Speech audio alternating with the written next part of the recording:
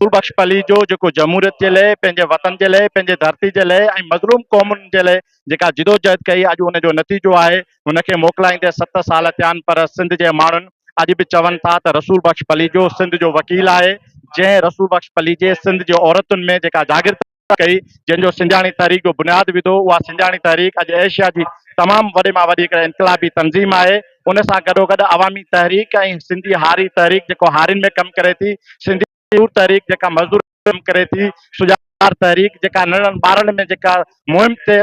मुहिम हलाए पई, उन जो सबबु आहे त अॼु नंढा वॾा ॿार बच्चा जीअं मदार ते अची अॼु तइदाद में हुनखे सलामी पिया ॾियनि। रसूल बख्श पली जो जेको सिंधु दरिया जो वकील हुयो, पर हिन सिंध धरतीअ जो जेको केस बैन अक़वामी इदारनि में ऐं उन सां गॾोगॾु पंहिंजे हेठे तबिके माण्हुनि खे खणी करे बिना कंहिं तफ़र, बिना कंहिं नतीजे में सॼी सिंधी क़ौम जे अॻियां जेका जिदोजहद कई आहे, उन ते अॼु सॼी क़ौम उनखे सुर्ख़ सलाम पेश